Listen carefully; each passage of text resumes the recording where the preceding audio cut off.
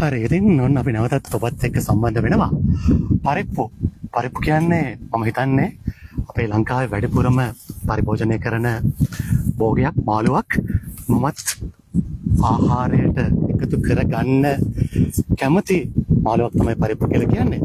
හැබැයි ඔබ දන්නවා මේනකොට මේ පරිප්පු අපිට ආනයනය කිරීමක් සිද්ධ වෙන්නේ. මෙන්න මේ ආනයනය කිරීමට විසඳුමක් විදියට අපේ රටේම පරිප්පු වගා කරන්න පුළුවන් නම් අපිට ඒ දේ දැන් කරන්න පුළුවන් කම ඉඩකඩ ලැබිලා තියෙනවා. ඉතින් මේ තියෙන්නේ අද මම ඉන්නේ පරිප්පු යායක් මැද්දේ. මගේ බෑග්ග්‍රවුන්ඩ් එකෙන් ඔබට පේන්නේ පරිප්පු විශේෂිත පරිප්පු වර්ගයක්. හරියටම කිව්වොත් එහෙම තෝර පරිප්පු. හරි. ඉතින් ඒ ගැන තමයි තොරතුරු කියන්නේ. ඒ ගැන තොරතුරු ඉදිරිපත් කරන්න මාත් එක්ක මේ වෙලාවේ එකතු වෙනවා සහකාර කෘෂිකර්ම අධ්‍යක්ෂ පර්යේෂණ නලින් සමරනායක මහත්මයා. අයිබෝන්. හරි. හරි මහත්මයා. තෝර පරිප්පු තියෙනවා. කැමතියි මේ ගැන දැනගන්න. ඇත්තටම අපි කතා කරොත් ලංකාවේ වැඩිපුරම පරිභෝජනය කරන්නේ ওই මයිසූර් පරිප්පු කියන වර්ගය. ඔව්. එතකොට දැන් ඒකට පිළිමයක් විදිහට අපි 1990 ගණන් වලදී හඳුන්වලා තියෙන මේ තෝර පරිප්පු විශේෂයක් ප්‍රසාද කියන නමින් වර්ගයෙන් තමයි හඳුන්වලා තියෙන්නේ. ඊට පස්සේ ඒ ගැන කිසිම කතා බහක් වුණේ නැහැ. නමුත් ආනයන සීමා වීමත් සමග 2019 20 වර්ෂවලදී අපිට ඒ වෙනුවට ආදේශයක් සොයන්න කියලා මේ අභියෝගයක් ලැබුණා. ඒ අනුව අපි ඉන්දියාවෙන් අපි ගෙන්නුවා මේ ජාන ප්ලාස්ම එම් පර්යේෂණ කටයුතු සිදු කරගෙන යද්දී දැනට අවසන් අධීරයේ අපිට වර්ග කීපයක් හඳුන්වලා දෙන්න පුළුවන්. ඒවා දැන් ගොවි ශ්‍රේෂ්ඨ වල අත්අදා බැලීම් කරනවා. එයින් එක වර්ගයක් තමයි මේ දැනට මෙතන මේ පිටිපස්ස තියෙන්නේ. ඇත්තට මේ පළවෙනි වගාව නෙවෙයි. එක වගාවක් සිදු කරලා ඊට පස්සේ ඒකේ නිරි අස්වැන්න විදිහට තමයි මේ දැනට මේ වගාව කොට දකින්න පුළුවන්. යට බැලුවොත් ඒකට කප්පාදු කරපුව බලන්න පුළුවන්. පළවෙනි අස්වැන්නට වඩා පළමු අස්වැන්නට වඩා නිරි අස්වැන්න වැඩි. ඉතින් ඒක ලොකු වාසියක් මේ තෝර පරිප්පු වගා කිරීමේදී සාමාන්‍යයෙන් නිරි අස්වැන්න දෙකක් හෝ තුනක් ලබා ගන්නත් පුළුවන්. ඒ වගේම ගෙවතු මට්ටමේ මේක වගා කරලා පහසුවෙන් සතියකට වරක් විතර පරිභෝජනය කරන්න දා ගන්නත් පුළුවන් මේ. ඒක තමයි ලොකු විශේෂත්වය. අපි චුට්ටක් ලං කළා පෙන්නමු නේද මේ තෝර පරිප්පු වගාව. ඔන්න කෘෂි රේඩියෝ අපේ Facebook පිටුවෙන් අපට සජීවීව අපි අනාවරණය කරනවා මේ අඟුණුකොළ පැලැස්ස මාෂා තෙල්බෝග පර්යේෂණ හා සංවර්ධන මධ්‍යස්ථාන පරිශ්‍රය තුලයි මේ විදියට මේ තෝර පරිප්පු වගාව සංස්ථාපනය වෙලා තියෙන්නේ.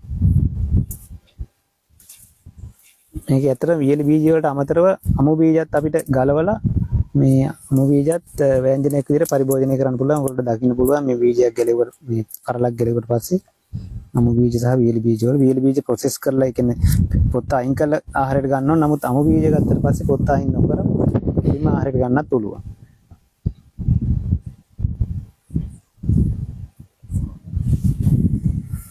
හරි.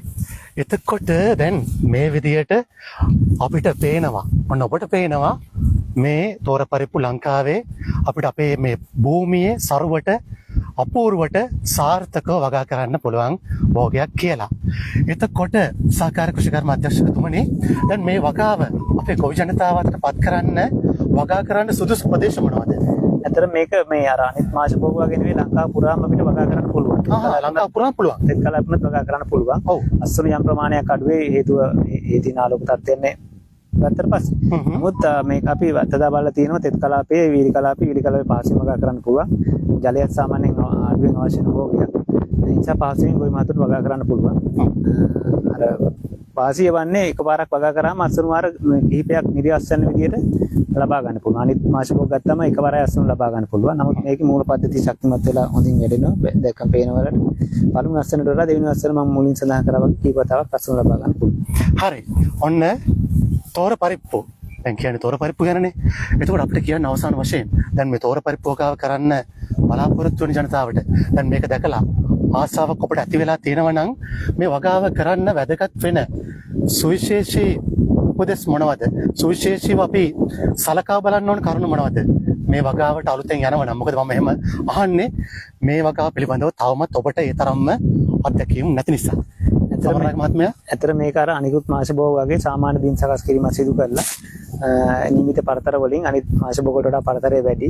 සාමාන්‍ය සෙන්ටිමීටර් 60ක් හෝ 90ක අතර මේ වේලිය අතර පරතරයක් පවත්වා ගන්න ඕන. පැල අතරත් සෙන්ටිමීටර් 45ක හෝ 60ක් පවත්වා ගන්න ඕන. මොකද වර්ධන විලාසය වලට දැක්කට පස්සේ මේක ලොකු කොට පඳුර හැදෙනවා. එම විදියට පවත්වාගෙන සාමාන්‍ය අනිකුත් මාෂ් භෝග විදියට කටයුතු සිදු කරගෙන යන්න පුළුවන් වගා කටයුතු. ඉතා පහසුවෙන් වගා කරන්න පුළුවන් භෝගය. හරි. බොහොමත්ම ස්තුතියි. සමරනායක මහත්මයා තමයි තොරතුරු ඉදිරිපත් කළේ. එතකොට අපේ මේ දුව කොහොමද සම්බන්ධ වෙන්නේ මේ පර්යේෂණ කටයුතු වලට? මම සංවර්ධන නිලධාරිනියක් විදිහට මාධ්‍යෝග සේවය කරන්නේ. ඉතින් අපේ මාෂභෝග අංශයේ වර්ග කිහිපයක් ශේෂ්ත්‍රීය වගා කරනවා.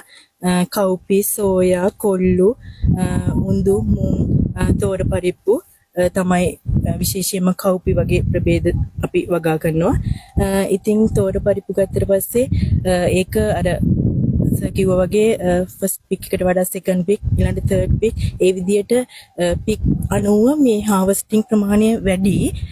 ඉතින් මේ විදිහට අර කලින් දැක්ක වගේ වියලුන පසුව 80%ක් මැචුවර්ඩ් වුණාට පස්සේ අපිට අතු කපන් ගිහිල්ලා ප්‍රොසෙස් කරන ක්‍රියාවලියට අපි ලක් කරනවා. ඊට පස්සේ අර පියලි කරාට පස්සේ පරිප්පු ඇට වගේ ව්‍යංජන වලට භාවිතා කරන්න පුළුවන්. පරිප්පු වගේම තමයි. ඔව්.